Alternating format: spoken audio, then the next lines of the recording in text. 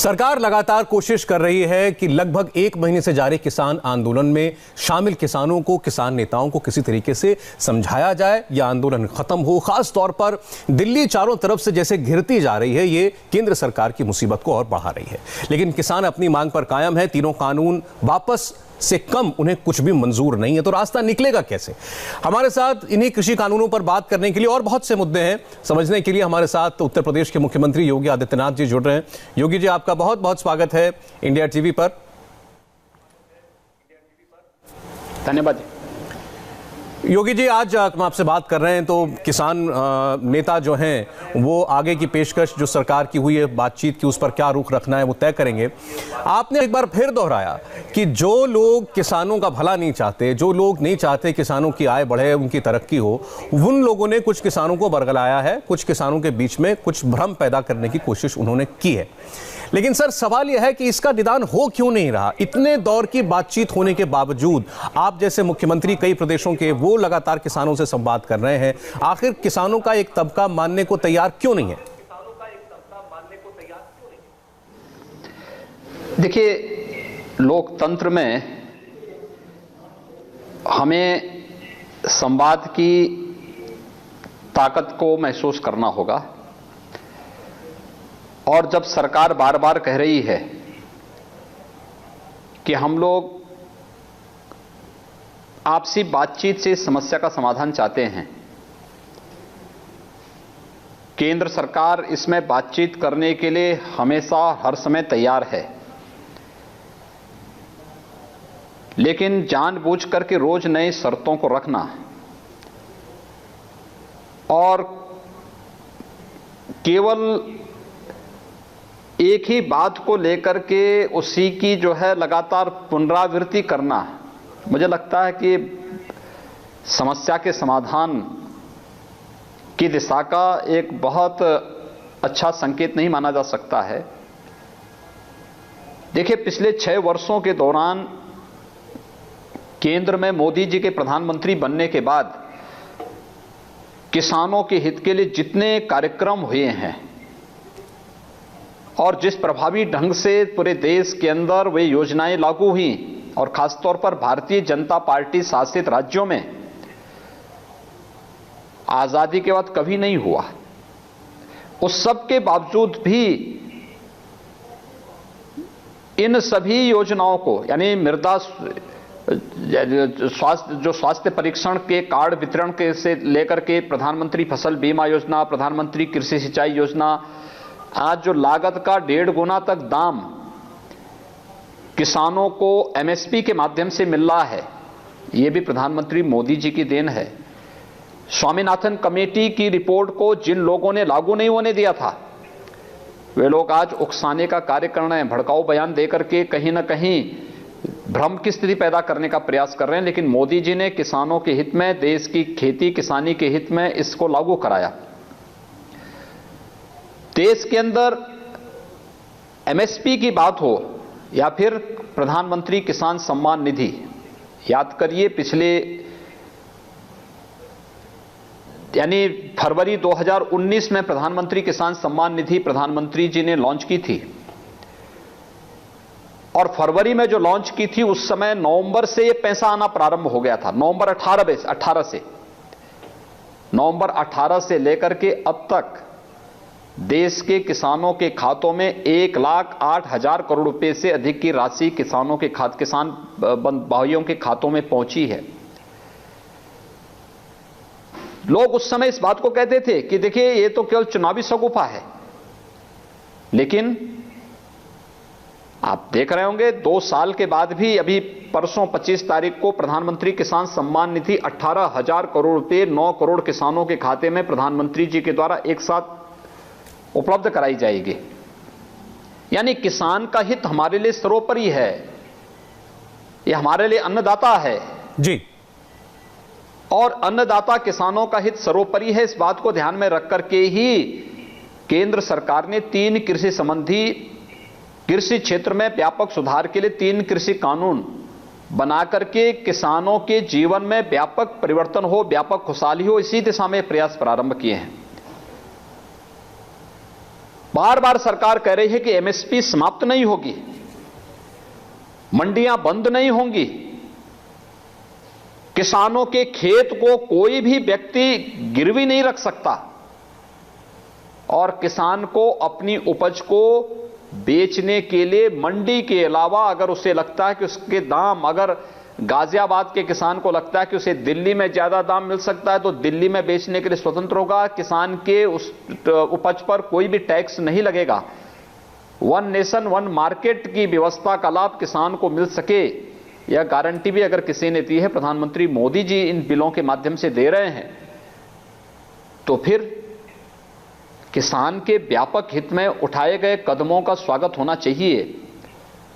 इस सब के बावजूद सरकार इस बात को मानने को तैयार है कि भाई आप बताइए कहां पे कौन सी ऐसी चीज है जो किसानों के हितों के विपरीत है, उस पे सरकार बातचीत करके उसका समाधान। यही सबसे बड़ा सवाल है। हमने भी बहुत सारे किसान नेताओं से ये तो बातचीत से होगा, यही सवाल हमने बार बार कई किसानों से, कई किसान नेताओं से भी पूछा कि सरकार आपकी मांगों को उसमें जगह, कानून में जगह देने के लिए तैयार है, आपके सारे संशयों को दूर करने के लिए तैयार है।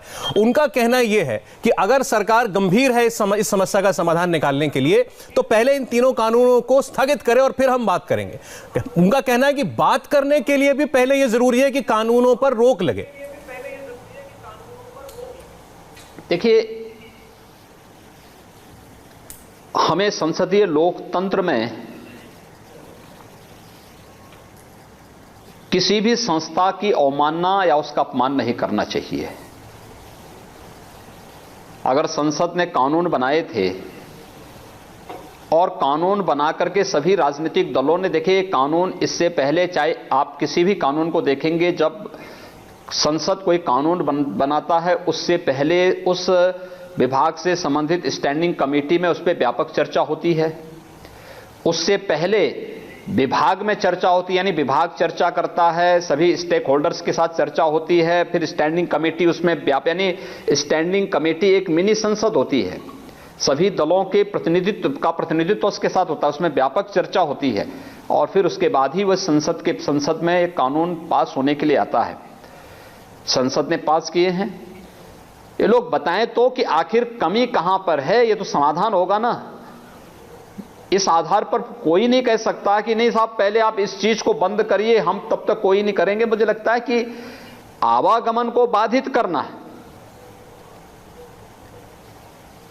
आम जन को पूरी तरह परेशान करना है, यह लोकतांत्रिक नहीं माना जा सकता है। और किसानों के हितों के बारे में तो हर व्यक्ति बोल रहा है। किसानों, प्रधानमंत्री जी बार बार अपील कर चुके हैं, बार बार आश्वासन प्रधानमंत्री जी दे चुके हैं, उससे पहले कृषि मंत्री जी आश्वासन दे चुके हैं, गृह मंत्री जी आश्वासन दे चुके हैं और पूरी भारत सरकार पूरी तरह इस बात को कहती है, राज्य सरकारें कह रही हैं कि किसानों के हितों को हर प्रकार से संरक्षण दिया जाएगा, कहीं कोई कंफ्यूजन नहीं होना चाहिए किसी को भी। लेकिन उस सब के बावजूद भी इसमें जिस प्रकार की भड़काने की कार्रवाई की जा रही है, जिस प्रकार के लोगों को, जिस प्रकार के आह्वान हो रहे हैं, जिस प्रकार के मैसेजेस जा रहे हैं जी, ये अच्छा नहीं है। और मुझे लगता है हमें लोकतंत्र की इस ताकत का इस्तेमाल जनहित में करना चाहिए, देश हित में इस ताकत का इस्तेमाल करना चाहिए। इसके लिए अनावश्यक रूप से हम लोग माहौल खराब करने में इसका इस्तेमाल न करें। और मेरी तो विनम्र अपील होगी अपने सभी किसान नेताओं से भी कि देश का ज्यादातर किसान इन कानूनों का समर्थन कर रहा है, लेकिन अगर कहीं किसी को कोई कंफ्यूजन है, भारत सरकार बातचीत करने को तैयार है, वे लिख के दें, भारत सरकार उनके साथ बैठने को तैयार है, हर प्रकार से समस्या का समाधान चाहती है। और बहुत अच्छी चीज होगी अगर इस समाधान का रास्ता निकल सके और सभी पक्ष इसमें संतुष्ट हो सके। योगी जी, समाधान का रास्ता निकलेगा उससे पहले यह समझना जरूरी है कि इसको आप लोग, आपसे मेरा तात्पर्य है राज्य सरकार या केंद्र की सरकार, इसे किसानों का आंदोलन मानती भी है या नहीं है। मानती है तो कितना बड़ा वर्ग है किसानों का जो कि आंदोलन कर रहा है, या जैसे आज आपकी पार्टी की राष्ट्रीय प्रवक्ता ने कहा कि इसको लेफ्ट ने हाईजैक कर लिया है। देखिए हमने तो हर एक व्यक्ति, भारत कृषि प्रधान देश है और हर एक किसान के हित के लिए आवाज उठने वाली आवाज का हम सम्मान करते हैं। लेकिन आवाज उठाने वाले लोगों को भी इस बात को चाहिए कि हमारी जो आवाज है इसमें किसानों का हित और खेती किसानी का हित कितना जुड़ा हुआ है। लोकतांत्रिक व्यवस्था में हम लोग रहते हैं। हम लोग इस बात को हमेशा ध्यान रखें कि जनता की आवाज क्या है और जनता क्या चाहती है। कृषि कानून का व्यापक समर्थन पब्लिक ने किया। जगह जगह से प्रगतिशील किसान और किसान संगठन इस कानून के पक्ष में वक्तव्य दे रहे हैं, रैली कर रहे हैं। कृषि क्षेत्र के विशेषज्ञ लगातार इन तीनों कानून के समर्थन में बोल रहे हैं। इस सब के बावजूद बातचीत के रास्ते केंद्र सरकार ने बंद नहीं किए हैं। प्रधानमंत्री जी अपील कर रहे हैं, कृषि मंत्री जी बातचीत के लिए हमेशा तैयार हैं। मुझे लगता है लोकतंत्र में संवाद के महत्व को किसान बंधुओं को और किसान नेताओं को, किसान प्रतिनिधियों को, सबको समझना होगा।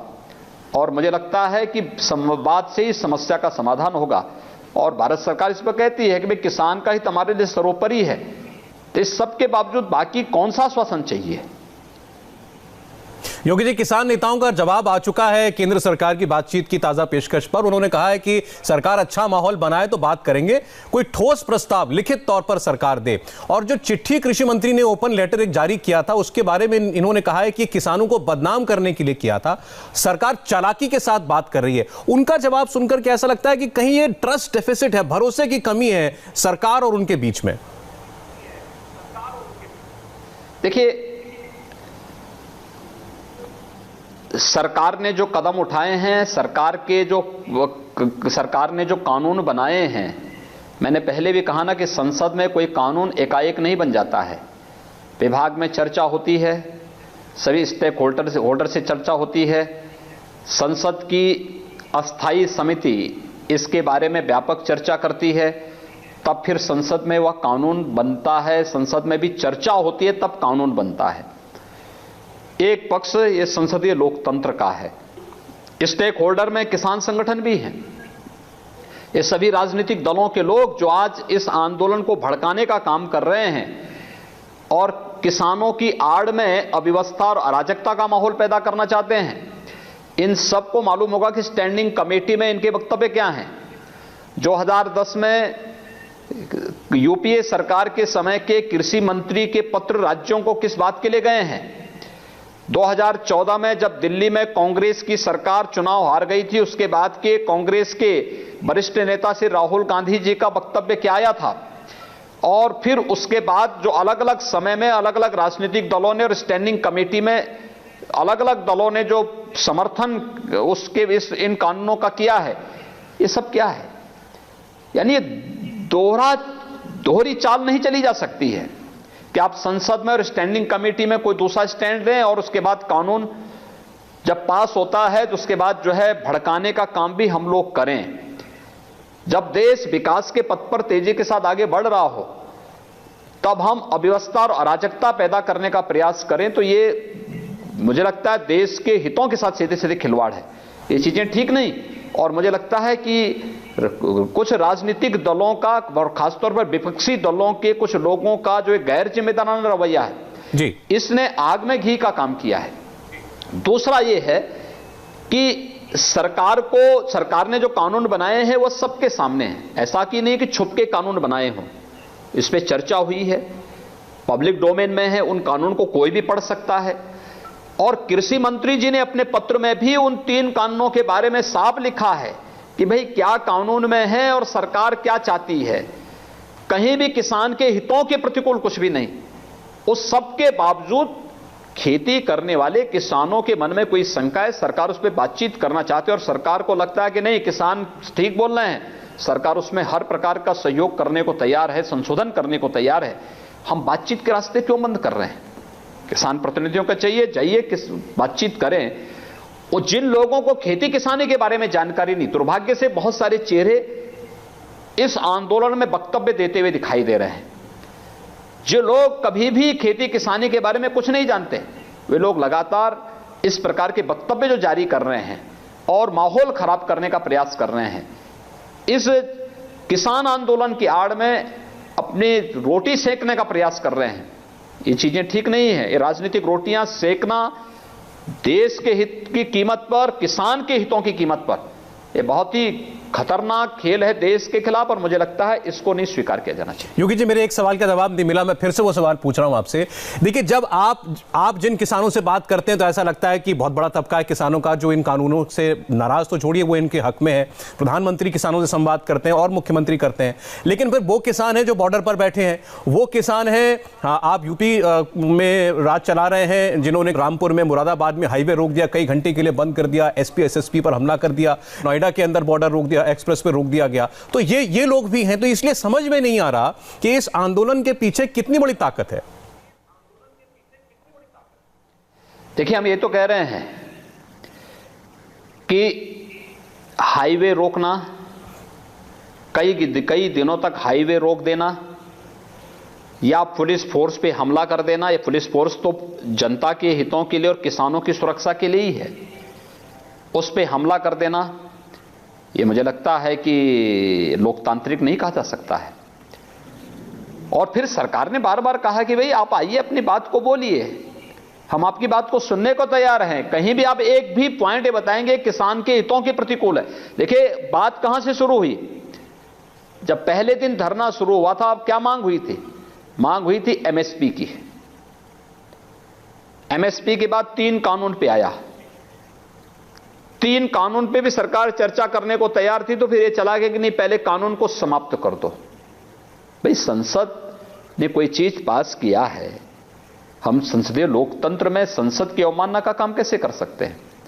अब आइए, बातचीत करके बताइए ना। सरकार उस प्रकार का संशोधन या उस प्रकार का प्रस्ताव लेके आएगी, बातचीत करेगी, लेकिन हर एक चीज में हम राजनीतिक रोटियां सेकेंगे, ये चीजें ठीक नहीं है। ये तो मुझे लगता है कि सीधे से हम किसानों के हितों के साथ खिलवाड़ कर रहे हैं। योगी जी, अगर ये मान लें कि आप इसमें कुछ तत्व ऐसे हैं जो कि माहौल खराब करना चाहते हैं, विपक्ष अपनी राजनीति कर रहा है, वो भी समझ में आती है बात, लेकिन जो परिस्थितियां बनी हुई हैं ये जारी कब तक रह सकती हैं? ये बॉर्डर्स, ये हाईवे, ये कब तक इसी तरह बंद चलेंगे? कभी तो आम जनता का भी संयम टूटेगा। और अगर ये तादाद बहुत कम है किसानों की, आंदोलन करने वालों की, तो फिर सरकार क्या इनको उठा नहीं सकती सड़कों से? ये आम आदमी के मन में सवाल है। देखिए, लोकतांत्रिक व्यवस्था में हर एक संगठन को, हर एक दल को, हर एक संस्था को लोकतांत्रिक तरीके से, लोकतांत्रिक मान मर्यादा के अंतर्गत अपना धरना प्रदर्शन करने का पूरा अधिकार है। लेकिन कानून को हाथ में लेने का अधिकार किसी भी व्यक्ति, किसी संस्था, संगठन या राजनीतिक दल को नहीं है। कानून, देश का कानून सर्वोपरि है। हमें देश के संविधान की मूल भावनाओं का सम्मान करना होगा और सरकार के बातचीत के प्रस्ताव को स्वीकार करना होगा। मेरी भी विनम्र अपील होगी सभी किसान भाइयों से कि हम देश के लोकतंत्र की सबसे बड़ी ताकत संवाद को समाप्त न होने दें।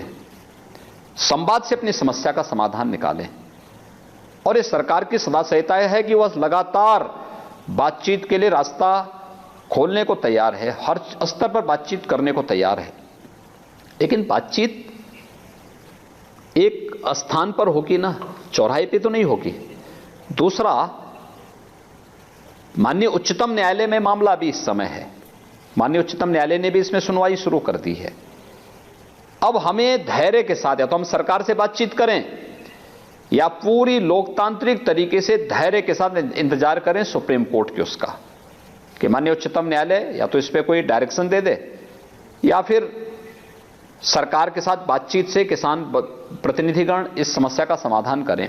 लेकिन वे उन तत्वों के बहकावे में ना आए जो देश का हित नहीं चाहते, जो किसानों का हित नहीं चाहते, जिन लोगों को जब भी अवसर मिलता हो देश के हितों के विरुद्ध ही वक्तव्य देते हैं और देश के हितों के विरुद्ध ही उनके हमेशा के कृत्य होते हैं।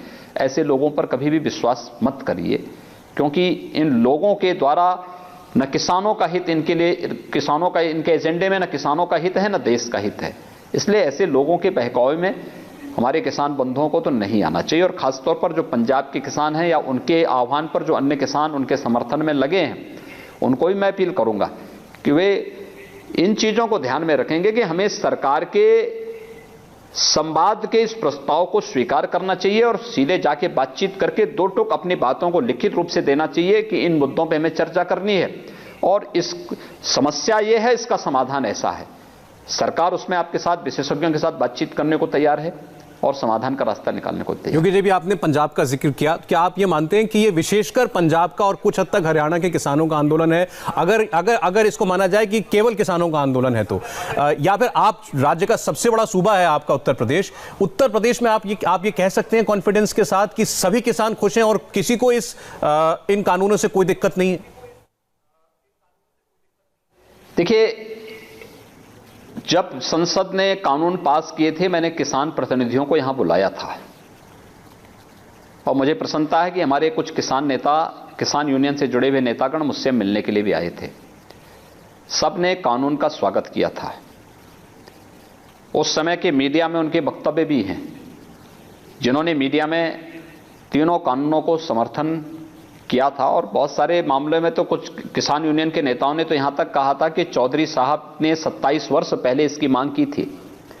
याद करिए, चौधरी महेंद्र सिंह टिकैत जी प्रदेश के अंदर किसानों के बहुत बड़े नेता थे और चौधरी साहब का एक उन्होंने वक्तव्य का जिक्र किया था जब वह उस समय के प्रधानमंत्री श्री नरसिम्हा राव जी से मिलकर के उन्होंने कृषि संबंधी इन कानूनों के बारे में तत्कालीन प्रधानमंत्री जी के सामने बात रखी थी। तो तत्कालीन प्रधानमंत्री जी ने उस समय असमर्थता व्यक्त करते हुए कहा था कि भाई अभी समय नहीं है, समय आने पर इस पे देखेंगे।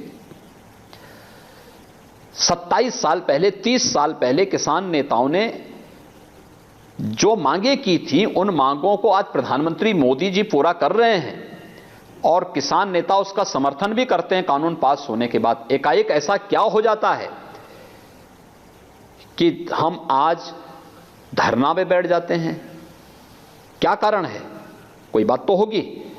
और मैं यही उनसे कहना चाहूंगा कि किसानों का हित हमारे लिए अगर सर्वोपरि है तो हमें कानून, किसान के इन तीन किसान संबंधी जो तीन कृषि संबंधी जो 3 कानून हैं, इन 3 कानूनों पे सरकार से चर्चा करनी चाहिए। समाधान का रास्ता सरकार निकालेगी और इसके लिए रास्ता जाम करने की आवश्यकता ही नहीं। इस भीषण शीतलहरी में चौराहे पर बैठने की भी आवश्यकता नहीं।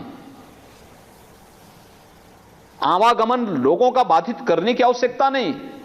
यह ताकत दिखाने का समय नहीं है। भाई, लोकतांत्रिक व्यवस्था में हर एक की आवाज को सरकार सुन रही है और सरकार संवेदनशीलता के साथ उन समस्याओं का समाधान निकालना चाहती है। तो फिर इस प्रकार के कानून को हाथ में लेने की कोई आवश्यकता ही इसमें नहीं होनी चाहिए। योगी जी, लेकिन इस विषय में आपकी सरकार से, आपकी यूपी की सरकार के बारे में इस आरोप लगाए जा रहे हैं कि एक तरफ आप खुद संवाद की बात कर रहे हैं, आप संवेदनशीलता की बात कर रहे हैं और आपकी सरकार आंदोलन करने वाले किसानों के ऊपर जुर्माने लगा रही है। 50-50 लाख रुपए का जुर्माना लगा दिया गया जो बाद में वापस करने पड़े। देखिए, हमारे यहां कोई भी जुर्माना किसी किसान पे नहीं लगा है। देखिए, ये पूरा भ्रामक है और भ्रामक प्रचार करने वाले के खिलाफ हम कार्रवाई करेंगे। किसी किसान पे कोई जुर्माना नहीं लगा है, एक इस चीज को नोट करना।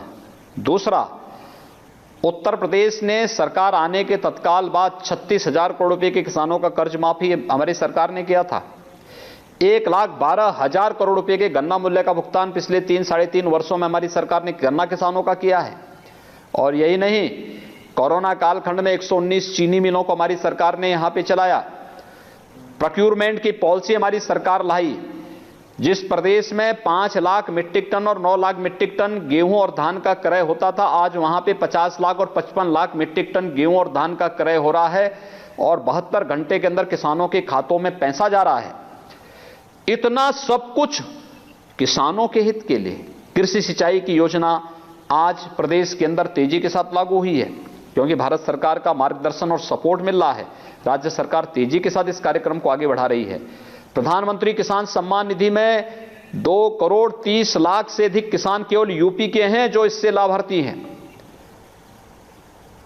और ये कह देना कि किसानों पे जुर्माना लगाना, ये पूरी तरह सरासर यानी एक प्रकार का भ्रामक दुष्प्रचार है और इस प्रकार के भ्रामक दुष्प्रचार को कतई नहीं स्वीकार किया जाएगा। अभी आज गाजीपुर पर जो किसान बैठे हुए हैं, गाजीपुर बॉर्डर पर यूपी के, उनसे हमने बात की। उन्होंने ये आरोप लगाया है कि हमारी गाड़ियां जो है वो यूपी पुलिस रोक रही है बॉर्डर पर और उनके घरों पर पुलिस जा रही है दबाव बनाने के लिए। देखिए, जिस प्रकार के मैसेजेस और जिस प्रकार के वक्तव्य दिए जा रहे हैं, मुझे लगता है कि ये किसी भी व्यक्ति को शोभा नहीं देता है। चीनी मिलें यहां लगातार चल रही हैं, प्रोक्योरमेंट की कार्रवाई लगातार चल रही है, लेकिन हम जहां कहीं पुलिस पे हमला करें, सड़क घेर लें, तोड़ फोड़ करें, ये चीजें ठीक नहीं हैं। इस प्रकार की हरकतें नहीं होनी चाहिए। जो शांतिपूर्ण ढंग से बैठे हुए हैं, यूपी गेट पे 2 किसान गुट अलग अलग बैठे हुए हैं, पुलिस ने वहां पे तो किसी को नहीं छेड़ा, लेकिन आप जहां तहां नहीं बैठ सकते ना, और सड़क पे आप टेढ़ा मेढ़ा रॉन्ग साइड हाईवे पे नहीं चल सकते। ये चीजें भी हमें देखनी पड़ेंगी। कानून सबके लिए बराबर बना हुआ है। हम किसानों के कंधे पे बंदूक रख करके एक सामान्य जन के हितों पे कुठाराघात नहीं कर सकते, और ये चीजें नहीं होने देनी चाहिए। यूपी गवर्नमेंट ने ही वहां पे उनके लिए व्यवस्था भी दी है कि वे शांतिपूर्ण ढंग से आप आंदोलन करना चाहें करें। यद्यपि सरकार बातचीत करे तो आप बातचीत से इसका समाधान निकाल लें। आप चाहें उत्तर प्रदेश सरकार से बातचीत करें, आप चाहें भारत सरकार से बातचीत करें, लेकिन कानून पे हाथ पे न लें। और सामान्य भाई किसान परिवार का व्यक्ति भी हो सकता है, किसी को दिल्ली जाना हो उपचार के लिए, या आवश्यक ऑफिस के कार्य से किसान परिवार का बेटा भी हो सकता है जो सरकारी कोई किसी विभाग में नौकरी करता हो, दिल्ली से उसे नोएडा गाजियाबाद आना पड़ सकता हो, या गाजियाबाद से वहां जाता होगा। आवागमन आप बाधित कर देंगे तो उसका भी तो उसका परिवार भी सफर कर रहा होगा, वो स्वयं सफर कर रहा होगा। इन चीजों को भी तो हमें देखना पड़ेगा। इसलिए इन भावनाओं का सम्मान तो सबको करना पड़ेगा, और हमें इस बात को ध्यान में रखना पड़ेगा। देखिए, बातचीत समाधान संवाद से समाधान होता है, समस्या अटकाने से समस्या समाधान हो नहीं हो पाता है। कल की वो हरकत क्या अच्छी थी जिसमें एसपी पे हमला हो रहा है, किस तरीके से धारदार हथियार से हमला किया जाता है एसपी पे, वाहनों पे हमले होते हैं, एसपी रैंक के अधिकारी हमारे उसमें गंभीर रूप से घायल होते हैं, तब भी पुलिस ने संयम का परिचय दिया। लेकिन हम समाधान से इस संवाद से समस्या का समाधान चाहते हैं, और पहले दिन से कहा गया हर एक से बातचीत करने के रास्ते सरकार के खुले हुए हैं, और सरकार के साथ बातचीत करके उस समस्या का समाधान हो। योगी जी, आपने बार बार कहा कि इस आंदोलन के अंदर कुछ लोग ऐसे हैं जो शरारती तत्व हैं, जो भड़काने का काम कर रहे हैं। भारत सरकार के मंत्री भी ये बात कहते हैं।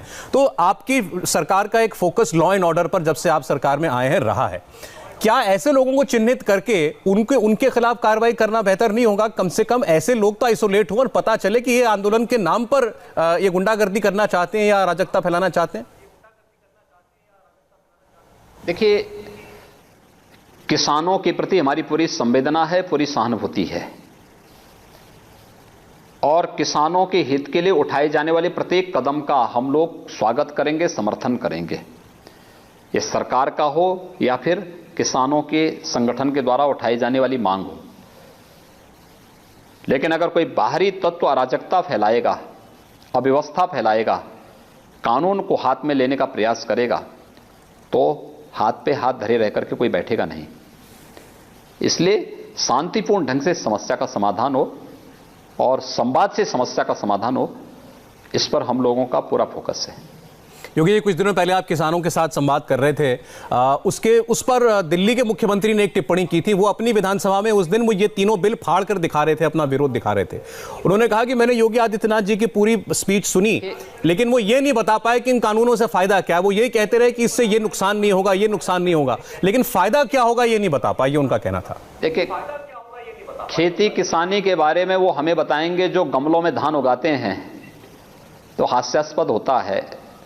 और इन लोगों को शर्म आनी चाहिए कि दिल्ली विधानसभा ने एपीएमसी एक्ट को पास किया है, और अगर वह अपने उस एक्ट के उसको वहां पे केंद्रीय कानून को फाड़ रहे हैं, तो न केवल संसद की अवमानना कर रहे हैं बल्कि अपनी विधानसभा की भी अवमानना कर रहे हैं।